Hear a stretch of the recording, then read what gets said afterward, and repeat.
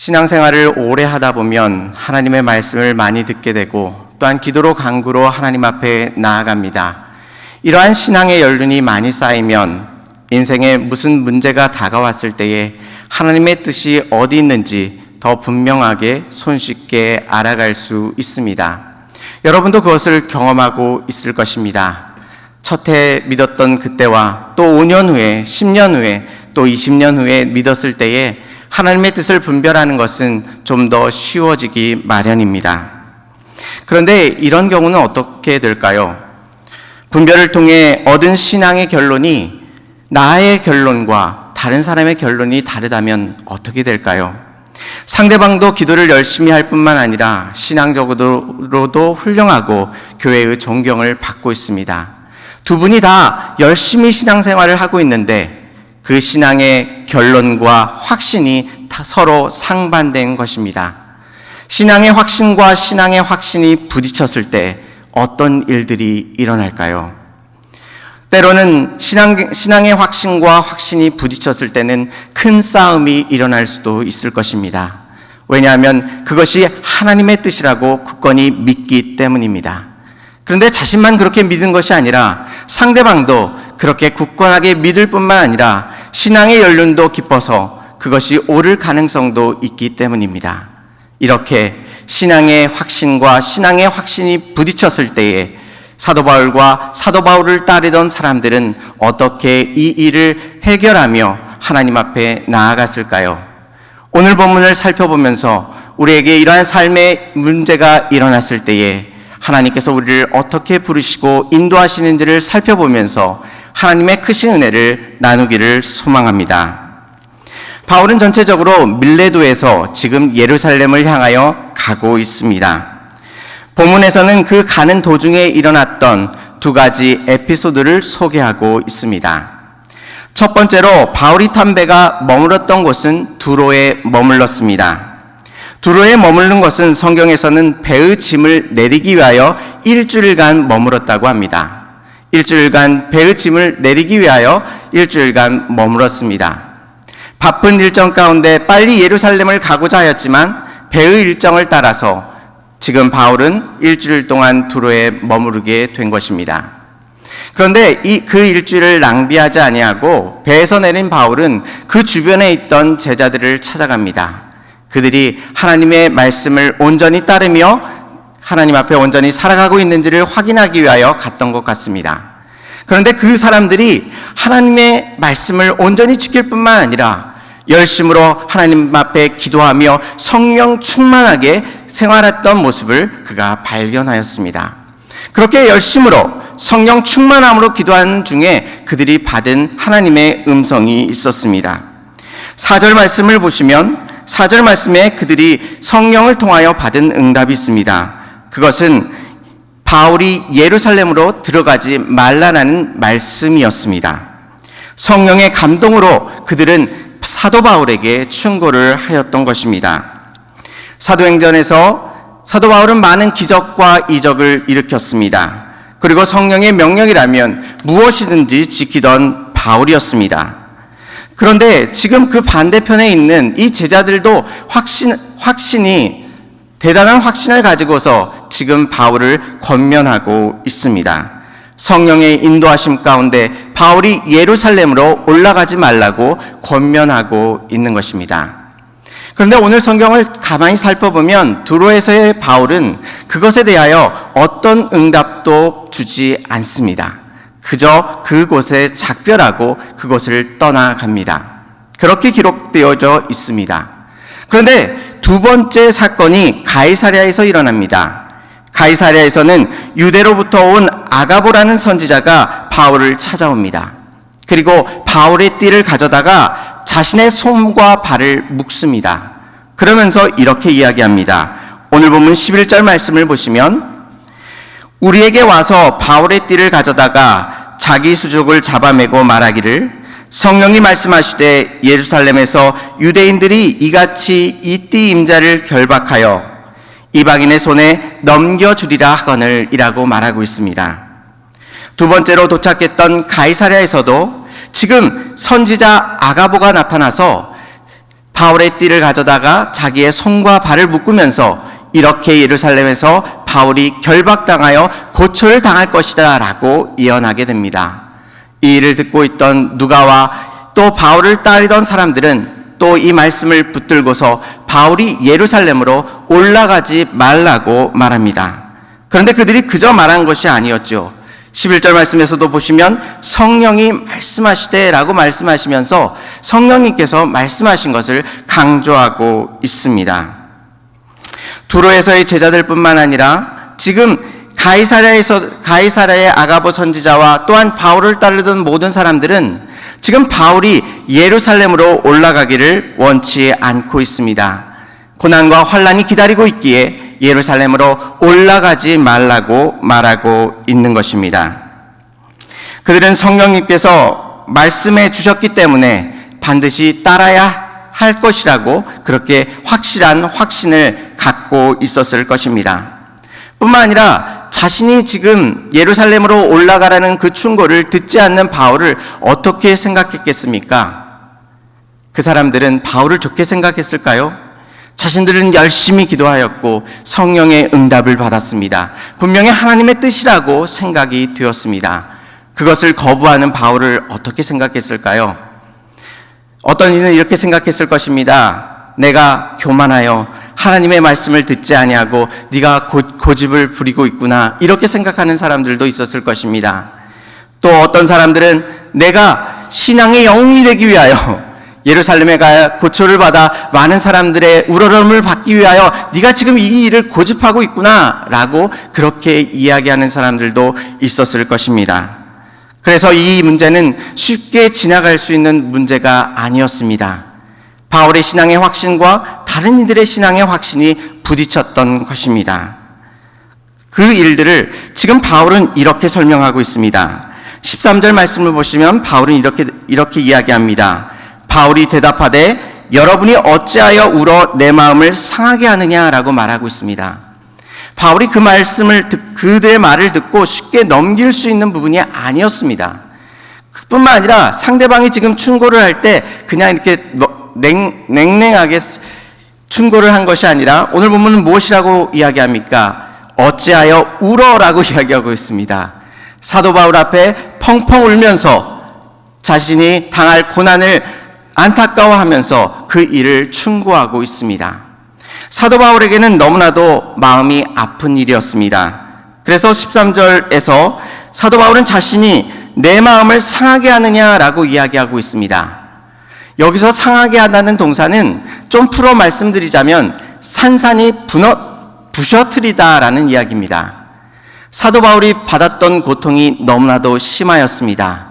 자신은 예루살렘을 향하여 달려가야 하는데 주변에 있는 사람들은 성령님을 통하여 말씀하시는 것 같은데 그들은 가지 말라고 그를 만류하고 있는 것입니다.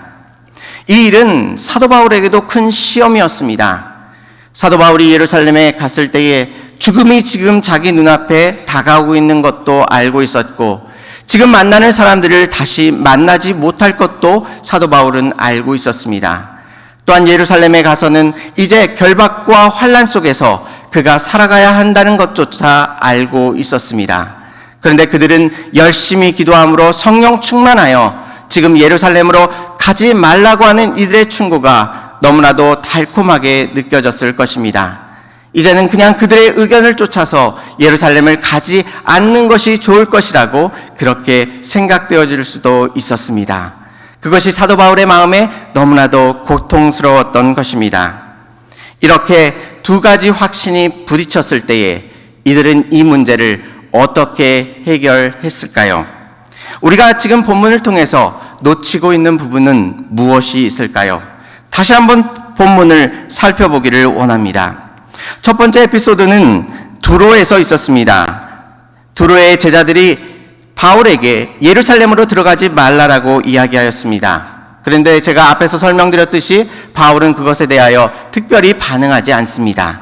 그런데 오늘 성경 말씀은 그들이 작별하는 모습을 자세히 우리들에게 설명해 주고 있습니다. 오늘 5절 말씀을 같이 읽겠습니다. 이 여러 날을 지낸 후 우리가 떠나갈새 그들이 다 그 처자와 함께 성문 밖까지 전송하거늘 우리가 바닷가에서 무릎을 꿇어 기도하고 라고 이야기하고 있습니다. 첫 번째 특징은 무엇입니까? 자신들만 지금 사도 바울을 배웅한 것이 아니었습니다. 배웅하는 자리에 자신의 아내와 자신의 자녀들까지 동행시킨 것입니다.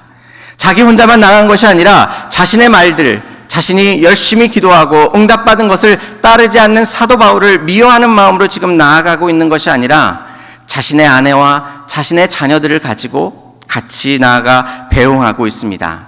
두 번째로 생각해 볼 것은 자신의 집 앞까지만 배웅한 것이 아니었습니다.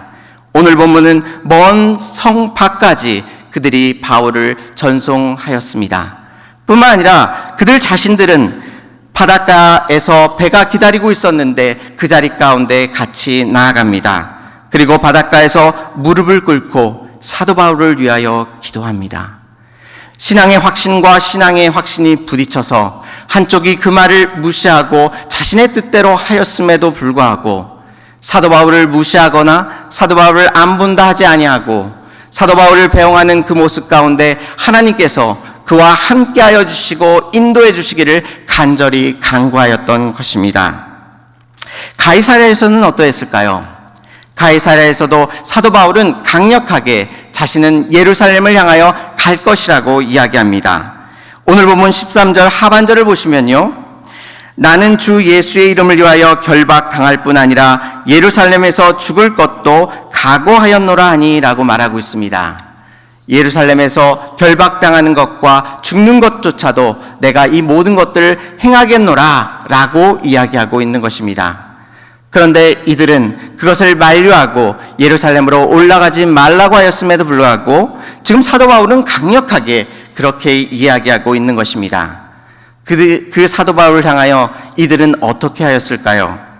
오늘 본문 14절 말씀을 같이 읽겠습니다.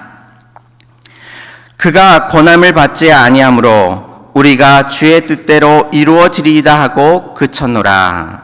아멘. 사도 바울이 그 권면함을 받지 않자 그들이 충고하는 것을 멈췄습니다. 그리고 사도 바울을 위하여 어떻게 기도하였습니까? 우리가 주의 뜻대로 이루어지리이다 라고 이야기하고 있습니다. 이 기도의 내용에서 무엇을 알 수 있습니까? 아직까지도 사도 바울의 그 생각을 100% 인정할 수 없습니다. 왜냐하면 100% 인정했다면 무엇이라고 기도했을까요? 사도 바울이 원하는 대로 하나님께서 이루어 주시고 예루살렘에서 보호하시고 인도해달라고 그렇게 기도했을 텐데 이들은 무엇이라고 기도하죠? 우리가 주의 뜻대로 이루어지리이다 라고 말하면서 하나님의 뜻이 있으시다면 그 뜻대로 예루살렘에 가던 예루살렘에 가지 않던 하나님의 뜻대로 하나님께서 이 모든 것들을 이루어 주시고 인도해 달라고 사도 바울을 위하여 기도하는 모습을 우리들 가운데 보여주고 있습니다. 미워하고 시기하고 질투하여 그 사람을 떠나 보내는 것이 아니라 예수 그리스도의 사랑으로 품에 안으며 비록 성령 충만함으로 받은 은혜이지만 또한 응답이지만 사도 바울이 그것을 거부한다 할지라도 여전히 사도 바울을 사랑하고 그의 사역을 축복하며 보내고 주고 있는 이들의 모습은 너무나도 아름답습니다. 혹시 여러분 가운데도 이러한 일들 가운데 힘들어하는 분들이 있으십니까? 나의 의견이 너무나도 정당하고 내 의견이 하나님의 뜻인 것 같아 보이는데 상대방은 전혀 다른 일들을 주장함으로 인하여 마음의 상처와 어려움 속에 놓인 분들이 있으십니까? 가정 속에서 내가 무엇을 결정하였음에도 불구하고 따라주지 아니하고 배우자와 자녀들이 거부할 뿐만 아니라 회사에서 내가 이것을 정당함으로 주장함에도 불구하고 받아주지 아니하고 그것들을 무시하였을 때에 또 교회에서 내가 하나님의 뜻 가운데 충만함으로 하나님의 응답을 받았고 그것을 확신함에도 불구하고 그것을 따라주지 아니함으로 마음의 상처와 어려움 속에 놓여진 분들이 있으십니까? 오늘 본문은 그러한 상황 속에서 우리가 우리의 선택으로 인하여 다른 사람이 심하게 아프고 괴로워하는 그 순간에 우리의 자신의 의견만을 바라보는 것이 아니라 자신의 의견만을 끝까지 주장하는 것이 아니라 상대방의 어려움과 아픔을 돌아보며 이 모든 일들을 주관하는 것이 내 생각과 나의 판단이 아니라 나를 창조하시고 나를 이끄시는 하나님의 놀라우신 권능이 우리의 삶의 모든 것들을 주장하여 주시사 상대방이 아프지 않더라도, 내가 이것을 주장하지 않더라도, 언제든지 어떤 선택을 하더라도 하나님의 뜻대로 우리의 삶을 인도해 주시고 역사하심을 바라보며 주님 앞에 나오라고 지금 하나님께서 우리를 인도하여 주시고 초청하여 주고 계신 것입니다. 자신의 결정 가운데 아파하고 있는 상대방의 모습을 바라보시는 분들이 계십니까? 우리의 생각과 판단을 의지하는 것이 아니라 그 모든 문제를 가지고 거룩하신 하나님 앞에 나와 하나님의 거룩하신 인도하심과 역사하심을 바라볼 때에 우리의 지혜로 해결할 수 없는 그 모든 문제를 하나님께서 권능의 능력으로 해결해 주실 것임을 믿습니다. 그 하나님을 온전히 바라보며 주님 앞에 나아가시기 바랍니다. 그런데 가만히 생각해 보십시오. 지금 사도 바울이 당하는 이 일들이 지금 예수님이 당하신 것과 굉장히 유사한 것을 발견하셨습니까? 예수님께서도 십자가를 지시기 전에 예루살렘에 오르셔서 예수님께서 십자가를 지실 것임을 그렇게 말씀해 주셨습니다. 그래서 성경에서는 특별히 그것을 순환고지라고 이야기하는데요. 예수님께서 몇 번 얘기하셨을까요? 십자가의 고난을 예수님께서 몇 번 얘기하셨을까요? 3번 말씀해 주셨습니다. 3번 말씀해 주셨는데요. 첫 번째는 언제였냐면 베드로가 예수님께 자신의 신앙을 고백하였을 때입니다. 주는 그리스도시요 살아계신 하나님의 아들이십니다 라고 고백하였는데, 고백하고 나서 예수님께서 칭찬하신 이후에 예수님께서 장차 십자가를 지실 것임을 제자들에게 말씀해 주셨습니다. 그런데 베드로가 어떻게 하였죠? 그 십자가를 지는 것을 말렸습니다. 그때 예수님께서 무엇이라고 말씀하셨습니까? 마태복음 16장 23절에서 예수님께서 이렇게 말씀하셨습니다. 사탄아, 내 뒤로 물러가라. 너는 나를 넘어지게 하는 자로다. 내가 하나님의 일을 생각하지 아니하고 도리어 사람의 일을 생각하는도다 라고 말씀하여 주셨습니다. 여러분 놀랍지 않습니까? 방금 예수님은 살아계신 하나님의 아들이라고 고백한 베드로였습니다. 그런데 갑자기 그 베드로를 향하여 사탄아 라고 말씀하시는 예수님의 모습은 순간 당황케 만듭니다. 그만큼 예수님의 그 걸어가야 할 길은 분명하였음에도 불구하고 베드로가 만류한 것은 너무나도 큰 잘못을 저지른 것 같아 보입니다. 그런데 제가 크게 더 놀라는 것이 있습니다. 제가 여기서 가장 더 크게 놀라는 것은 베드로가 이렇게 말함으로 인하여 크게 꾸짐을 받았음에도 불구하고 예수님과 베드로의 관계가 전혀 달라지지 않았다는 것입니다. 너무나도 놀랍지 않습니까? 베드로를 향하여 사탄아 라고 말씀하셨는데 그 이후에 베드로에게도 동일하게 이전처럼 예수님께서 행하실 뿐만 아니라 이후에 일어나는 변화산 사건에서도 베드로를 데리고 그 변화산에 데리고 가는 예수님의 모습을 발견할 수 있습니다. 예수님의 분명한 뜻이 있었습니다. 그것을 반대하는 베드로가 있었습니다. 그런데 예수님께서 어떻게 하셨습니까? 베드로를 버리지 않으셨습니다. 두 번째로 예수님께서 십자가를 고지하셨습니다. 당신이 십자가를 지실 것이라 말씀하였습니다. 제자들은 두려워했고 깨닫지 못하였습니다. 그런데 두 번째 예수님께서 십자가를 고지하신 이후에 어떤 사건이 일어날까요? 마가복음 9장 33절에서는 제자들이 이런 논쟁 가운데 놓입니다. 누가 더 크냐라는 논쟁 가운데 놓입니다. 예수님은 십자가를 지시겠다고 하시는데 제자들은 무엇을 논하고 있습니까? 누가 더 크냐, 누가 더 크냐, 이것을 가지고 논하고 있는 것입니다. 세 번째로 예수님께서 고난을 말씀하여 주셨습니다. 그런데 세베대의 아들 야고보와 요한은 다투고 있습니다. 무엇을 놓고 다투고 있을까요? 요한이 나는 주의 우편에, 다른 하나는 주의 좌편에 앉게 하여 주시옵소서라고 이들이 다투고 있습니다. 예수님께서는 십자가를 말씀하시고 극심한 고통과 어려움을 당하실 것이라 말씀하시며 그 고통을 지금 말씀하고 계신데 이 제자들은 엉뚱하게 누가 더 클지를 고민하고 있는 것입니다. 그런데 놀랍게도 예수님께서 이 제자들을 버리지 않으십니다. 예수님과 제자의 관계들이 전혀 흐트러지지 않습니다. 예수님은 고난의 십자가의 길을 이야기하고 있고, 제자들은 세상 속에서 자신이 높아질 것만을 이야기하고 있고, 이것이 한 번, 두 번 갈 때마다 좁혀지는 것이 아니라 그냥 평행선을 달리듯이 제자들의 마음은 조금 더 변하지 아니하고 세속적인 것 가운데 마음이 뺏기고 있음에도 불구하고 예수님께서 제자들을 버리지 아니하시고 동일한 은혜로 붙드시고 인도해주고 계신 것입니다. 그런데 우리도 가만히 생각해 보시기 바랍니다. 우리는 어느 순간부터 처음부터 예수님의 말씀을 알아들은 것처럼 그렇게 살아가고 있습니다. 예수님께서 딱 말씀하시자 순종하며 그 모든 것들을 따른 것처럼 생각합니다. 지금 이 순간에도 마찬가지입니다. 하나님의 말씀을 온전히 하며 순종할 것이라 생각합니다. 그런데 다른 사람들이 보았을 때는 여전히 고집스럽고 자신의 생각 가운데 놓여있는 모습들을 얼마든지 발견할 수 있습니다. 그럼에도 불구하고 오늘 말씀이 우리들에게 은혜가 되는 것은 무엇입니까? 예수 그리스도께서 그럼에도 불구하고 우리를 버리지 않으신다는 사실입니다.